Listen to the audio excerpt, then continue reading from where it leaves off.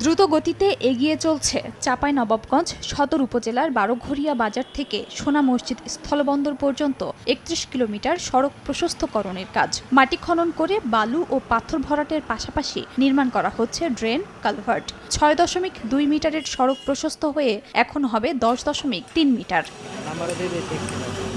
সড়ক সম্প্রসারণের মধ্যে রানীহাটি বাজার ও ছত্রাজিতপুর বাজারে হচ্ছে ৪ লেন। এছাড়াও জমি অধিগ্রহণ করে কমানো হবে সড়কের বাঁক। সড়ক প্রশস্তকরণের আওতায় রসুলপুর মোড়, পাইলিং মোড়ে থাকবে ইন্টারসেকশন।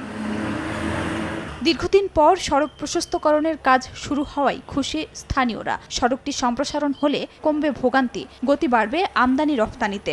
যানজট কমে যাবে, রাস্তাটা ভালো থাকবে, গাড়ি ঘোড়া ডিস্টার্ব হবে না। এই রাস্তাটা হলে আমাদের লোকজন, দেশের মানুষ উপকার পাবে। তবে কাজের শুরুতে গতি থাকলেও সড়কের দুই ধারে থাকা বৈদ্যুতিক খুঁটির কারণে বিভিন্ন জায়গায় থমকে আছে বাকি কাজ। বৈদ্যুতিক যে পিলার, এই পিলারের জন্য বাধাগ্রস্ত হচ্ছে। বৈদ্যুতিক পিলারগুলো অপসারণ করলেই কাজটা আরো দ্রুত হবে।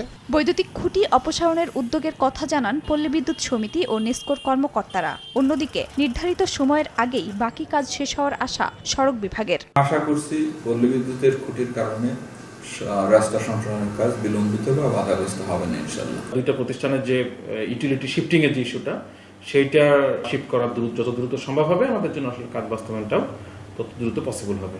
৩১ কিলোমিটার সড়ক ছাড়াও প্রকল্পের আওতায় ৪২ মিটার কালভার্ট, ২২০০ মিটার ড্রেন নির্মাণ ও ৫.৫ কিলোমিটার জমি অধিগ্রহণ করা হবে। ২০২৬ সালের জুন মাসে শেষ হবে প্রকল্পের মেয়াদ। সময় সংবাদ, চাঁপাইনবাবগঞ্জ।